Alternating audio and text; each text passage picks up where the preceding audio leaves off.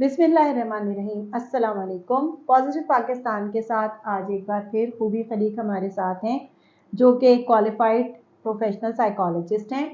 और इनसे आज हम जिस मौजू पे बात करेंगे वो एक खूबी बहुत कॉमन सा सवाल है, बीइंग अ मदर।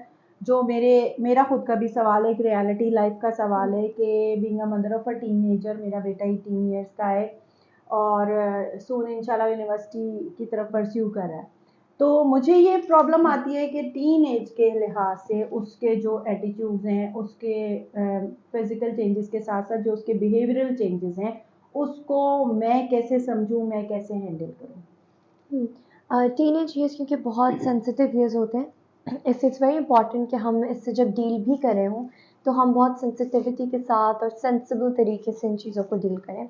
सबसे इम्पॉर्टेंट तो जैसे आपने कहा कि टीन एजेस में फिज़िकल के साथ साथ इमोशनल, सोशल चैलेंजेस, बहुत तरह के हर एस्पेक्ट से इंडिविजुअल जो है वो चैलेंजेस फेस करे होते हैं। And we have to understand कि अब के जो चैलेंजेस हैं, जो सोसाइटल चैलेंजेस हैं पर्टिकुलरली, और उनकी वजह से जो इमोशनल चैलेंजेस आ रहे हैं, साइकोलॉजिकल चैलेंजेस आ रहे हैं, वो बहुत मुख्तलिफ है उन चैलेंजेस से जो हमने अपने टाइम में फेस किए या हमसे पिछली जनरेशन ने फेस किए।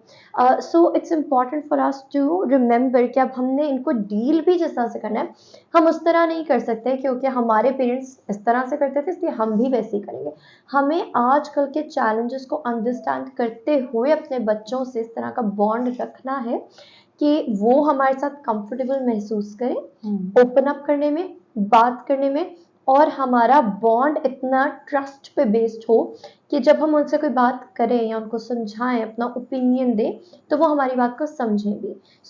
उनके चैलेंजेस को अंडरस्टैंड करना और उनको एक सेफ स्पेस देना उन चैलेंजेस के बारे में बात करने के लिए।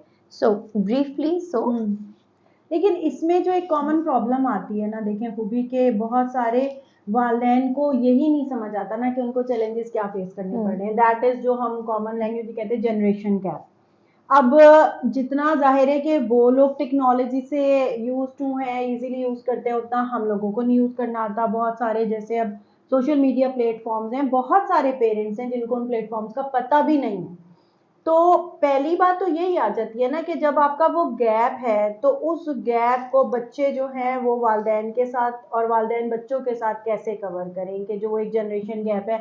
अब लाइक बहुत सारी चीज़ें जो हमें बहुत ऑड लगती हैं, ठीक है। बच्चे जैसे फॉर एग्जांपल कहते हैं जी हम हमारे फ्रेंड्स की स्लीप ओवर करें फ्रेंड्स के साथ, तो व्हाई नॉट अस।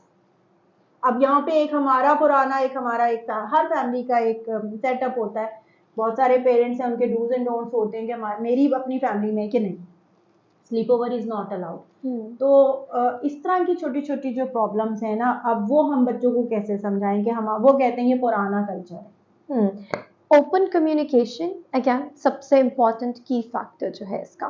आपने बच्चों को, एक बहुत इंटरेस्टिंग कॉन्सेप्ट है अनलर्निंग का। सो यू अनलर्न एवरीथिंग जो आपने पहले, आपको लगता है कि अच्छा हमें तो, हम इस एज पे, स्टेज पर आकर हम लोग को हर चीज पता है, हम हर चीज को जानते हैं, हम एक्सपीरियंस इतना है, एक्सपोजर इतना है, सो वी अंडरस्टैंड।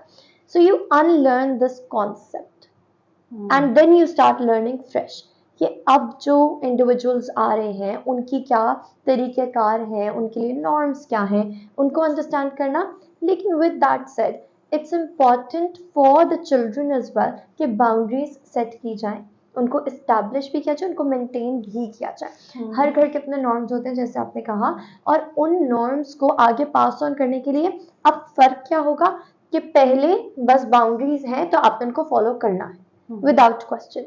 अब क्वेश्चन का डिफरेंस आ गया है। You have to tell them why, you have to give them the logic behind it.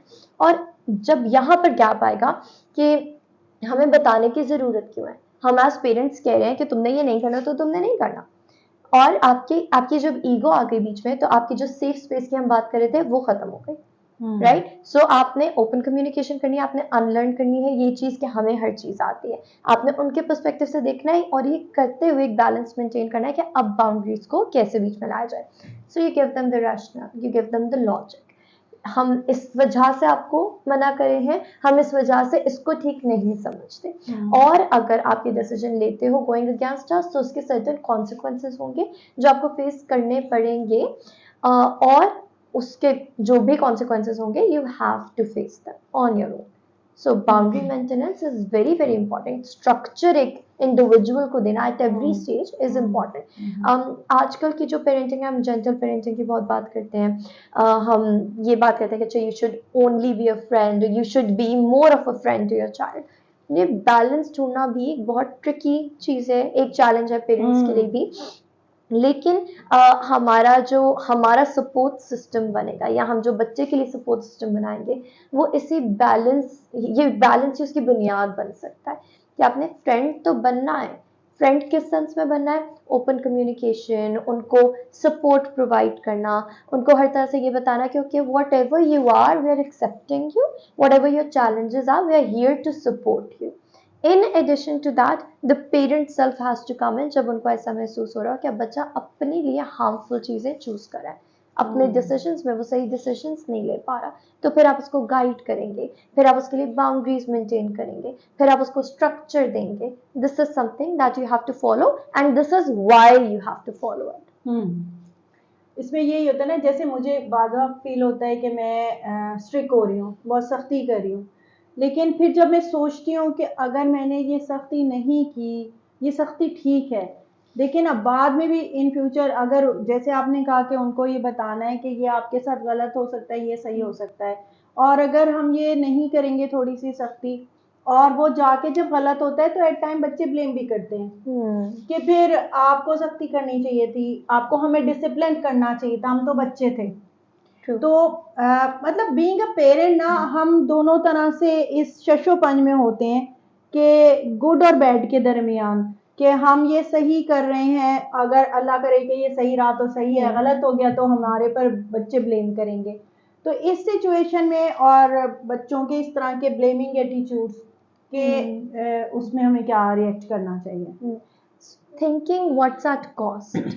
जहाँ पर आपको लग रहा है कि अच्छा यहाँ तो बच्चा हमारी तरफ ये सोचेगा कि अच्छा इस पे मुझे नहीं करने दिया, और आपको नजर आ रहा है कि अगर ये करता है तो इसका there is harm to it. बिल्कुल. सो फिर अगर एट कॉस्ट ये है कि बच्चा आपको ब्लेम करेगा by the end of it कि आपने मुझे ये नहीं करने दिया, that's okay, rather than letting the child go into a space जहाँ पे वो safe नहीं है या जहाँ पे उसके लिए harm है. So what you can do again, and I understand कि ये balance find करना बहुत ज़्यादा मुश्किल है आजकल की सोसाइटी में, जनरेशन में, क्योंकि वही बात है कि पिछली जनरेशन से अगर हम देखें तो it was just कि पेरेंट्स ने कह दिया and that's it, obedience थी. हाँ. अब हमें compliance के लिए लॉजिक देना होता है. थोड़ा सा रिबेलियस सा एटीट्यूड आ रहा है, थोड़ा सा आप मतलब देख रहे हैं कि बच्चे रूड हो रहे हैं, और अगर रूड नहीं भी होते तो या फिर वो बिल्कुल क्वाइट हो जाते हैं, वो भी एक हो जाता है ना कि आपका फिर डिस्टेंस क्रिएट होना शुरू हो जाता है.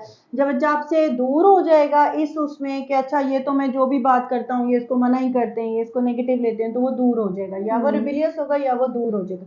दोनों सूरतें बीइंग उसके लिए भी और हमारे लिए भी, एक फैमिली सेटअप के लिए भी और उसकी अपनी पर्सनालिटी ग्रूमिंग और ग्रोथ के लिए भी सही नहीं है, मेरा ख्याल है. I do agree. और बहुत सारे बच्चे ऐसे हैं जो when they grow out of their teenagers, 20 plus में जब वो जाते हैं और वो when they start looking back, वो रेट्रोस्पेक्ट में जाते हैं तो वो बहुत अपने पेरेंट्स को इस नज़रिए से देख रहे होते हैं कि उन्होंने हमें प्रोटेक्ट नहीं किया जब उनको हमें प्रोटेक्ट करने की ज़रूरत थी. सो उस वक्त में एक बच्चा अगर रिबेलियस हो भी रहा है और आप स्ट्रक्चर हटा लेते हैं तो फिर they have an open space जहाँ पे उनको कोई डायरेक्शन नहीं है. so आपके लिए स्ट्रक्चर रखना ज़रूरी है, लेकिन अगेन आप रिप्लेस करें अपना बिकॉज आई सेड सो को दिस इज वाई, इसलिए आप इस तरह के डिसीजन लें, इसलिए आप ये स्टेप्स लें रादर देन सेइंग क्योंकि हम कह रहे हैं. सो ओपन कम्युनिकेशन, एक फ्रेंडलीनेस होना आपके बच्चे के दरमियान बहुत ज़रूरी है, but as a parent assertiveness is also something that's important.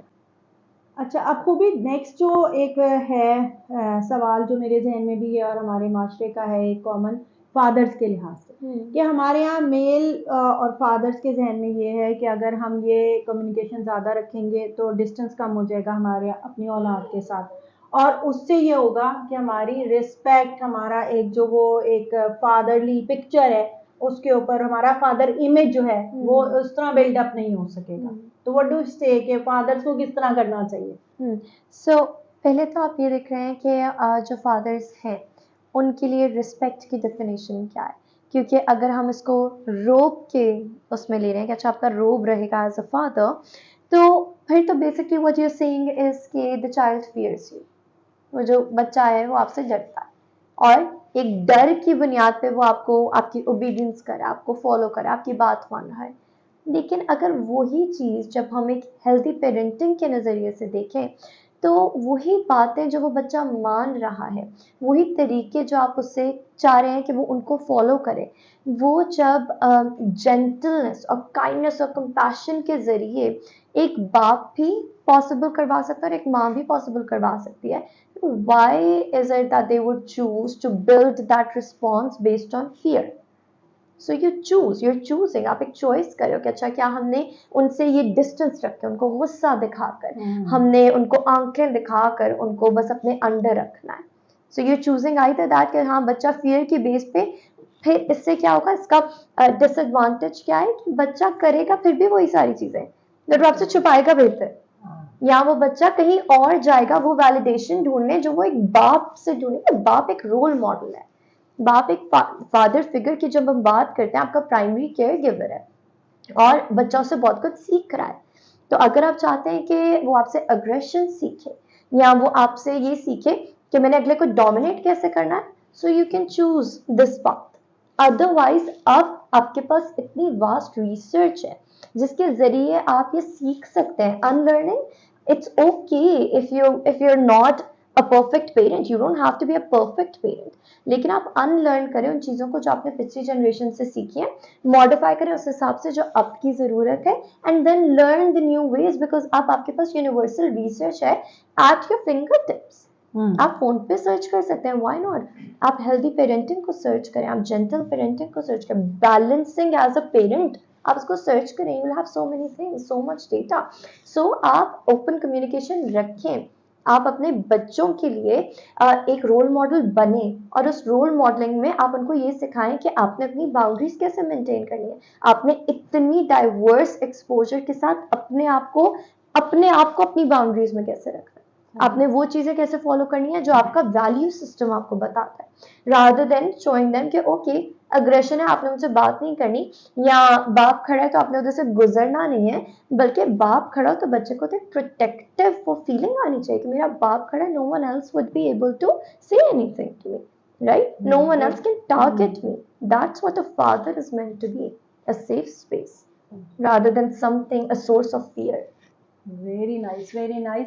बहुत डिफरेंट प्रोस्पेक्टिव हमारे सामने आया है पेरेंटिंग का, और डेफिनेटली जिस तरह से इन्होंने कहा है हुबी ने कि हमें कम्युनिकेशन ऐसी रखनी चाहिए अपने बच्चों के साथ कि जिससे उनका ट्रस्ट बिल्डअप हो ऑन ईदर साइड, पेरेंट्स का बच्चों पे और बच्चों का पेरेंट्स के ऊपर।